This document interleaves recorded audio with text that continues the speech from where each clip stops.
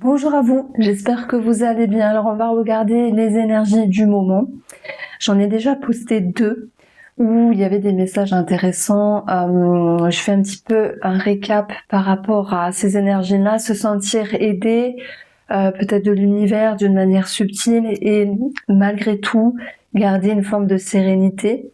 Hier, j'ai parlé de manipulation avec la carte du diable, mais c'était pas que ça, c'était aussi la passion, l'engouement, et chacun devait avancer à son rythme.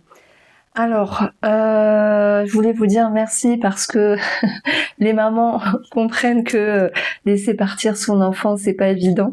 Donc, merci pour vos messages, ça m'a fait sourire. Alors, les arcanes majeures du tarot pour les énergies, regardez ce qu'on a. On a le chariot et on a le pape. On parle vraiment de victoire, de bonheur, on parle de réussite, de dépasser quelque chose et peut-être même de faire ce fameux choix dont je parlais il y a quelques jours, ce choix qui perturbe beaucoup de monde.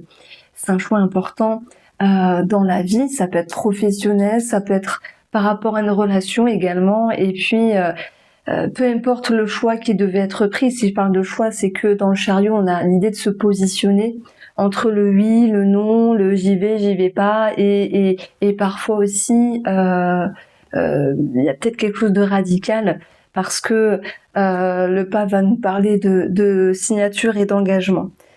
Donc on a quelque chose de plus léger, de plus positif, parce que honnêtement, je sais pas comment vous trouvez les énergies en ce moment, mais moi je trouve que c'est assez lourd dans ce que je vois. Donc ici, on vous amène cette promesse de savoir poser les choses, oui.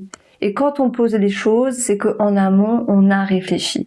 Donc pour moi, le message, il s'adresse aux personnes qui ont su poser les cartes sur table et qui savent maintenant se dire ce qui est bien pour vous et ce qui n'est pas bien.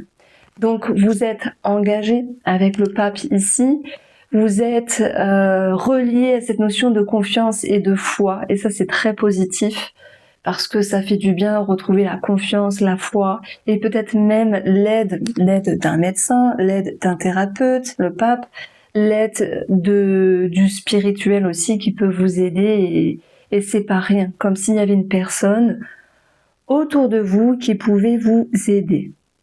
Alors ce choix, il va vous permettre, et ce chariot, vraiment de retrouver un soupçon, mais c'est bien plus fort que ça, un soupçon de positif, de peut-être même de se sentir libéré de quelque chose. Alors excusez-moi.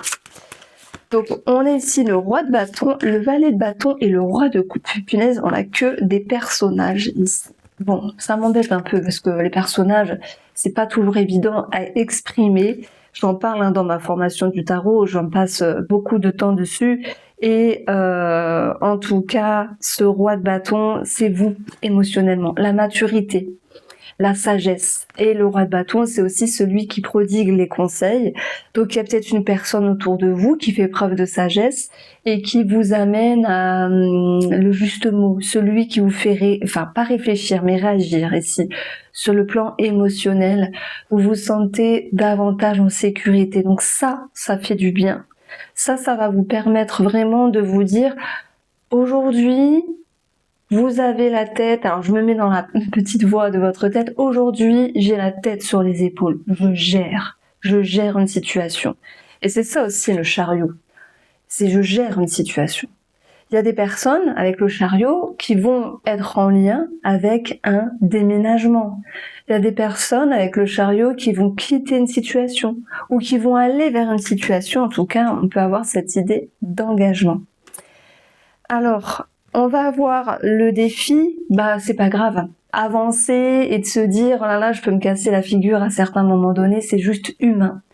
Parce que vous êtes dans un élan ici, et on vous dit peut-être que, je vais casser le truc un peu, faut pas croire que tout est acquis maintenant. Il y a un soulagement, il y a eu peut-être un choix qui a été fait, une position, mais on vous dit, attention, ne te repose pas sur tes lauriers, tu as tout à bâtir, tu as tout à construire. Je prends l'exemple, vous avez signé un contrat, où vous avez quitté un travail, où vous avez eu une nouvelle relation, tout ça j'en ai parlé dans les anciennes vidéos, vous avez une autre énergie avec vous-même, mais ça fait du bien et c'est tant mieux, vraiment. Mais on vous dit, tu as tout à bâtir. Donc, garde conscience qu'il faut continuer d'avancer et s'il y a des efforts à fournir, de continuer de les faire. Votre atout, c'est le roi de bâton, encore un personnage ici. Le roi de bâton, c'est celui qui gère. C'est celui qui a la tête sur les épaules, c'est celui qui a confiance et c'est celui qui avance, malgré la peur du valet. Donc en fait, dans les énergies qui sont plus positives, je dirais, vous reprenez, vous redomptez la bête. vous vous remettez en selle, vous retrouvez confiance et foi sur une situation, mais surtout avec vous-même. Donc c'est plutôt bien ici. J'ai des personnes qui se lancent ou qui voudraient, mais qui font des démarches, sans doute, à moins que vous vous êtes carrément lancé dans l'aventure de l'auto-entrepreneuriat. Vous êtes maintenant votre propre patron, il y a tout à bâtir, voilà, hein. Mais il peut y avoir cette notion de soutien et d'aide extérieure ici. Si vous êtes en lien avec une forte tête, quelqu'un qui a du charisme, que ce soit un adversaire ou que ce soit quelqu'un que vous admirez simplement, on va vraiment retrouver cette idée de pouvoir aussi vous estimer et arrêter de vous sous-estimer parce que vous reprenez votre place et ça fait du bien.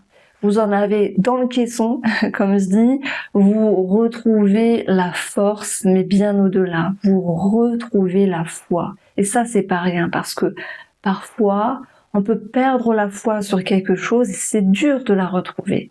Moi, j'ai l'impression que vous la retrouvez ici. Je suis désolée, j'essaie de pas forcer avec ma voix, parce que j'ai un truc, on ne sait pas, on ne sait pas ce que j'ai. J'ai l'impression de perdre ma voix au fur et à mesure. Je vais vous expliquer un petit peu après, peut-être que quelqu'un a le même truc que moi et peut-être qu'on pourra m'aider. Alors on continue avec l'oracle Mathéès. Et puis, on va regarder un, deux. J'ai envie d'aborder un petit peu le financier aujourd'hui. Et vous l'avez vu sans doute passer, mais je ferai ici le petit test de l'intuition. Oh, c'est un petit exercice qui peut être sympa, avec un chiffre entre 1 et 10. Alors, déjà pour le financier, alors on a l'homme et la justice. Bon, on a plein de choses à dire. Première situation qui me vient ici, c'est régler quelque chose en lien avec la loi, la justice, que ce soit de l'administratif, le partage des biens, la pension alimentaire, parce qu'on avait quand même un valet dans l'histoire, une pension alimentaire à réévaluer, à réclamer ou à récupérer. Et puis on peut avoir l'idée de justice, de tribunal vis-à-vis d'un personnage. Et dans ce cas-là, l'énergie d'hier pouvait vous servir parce que je parlais de manipulation. Si vous voulez aller faire un tour, je vais créer une playlist avec messages intuitifs et tout sera dedans, ce sera plus simple ici. Peut-être qu'un titre va vous interpeller et le message également. Donc, on a bien vu l'histoire de loi, de justice, de pension alimentaire, mais pas que ça. Ça me parle aussi d'équilibre, simplement. D'équilibre retrouvé dans l'aspect financier par rapport à vos démarches, vos actions, par rapport à vos projets. Mais aussi, ça peut me parler simplement d'équilibre retrouvé vis-à-vis d'une personne par rapport à une somme d'argent.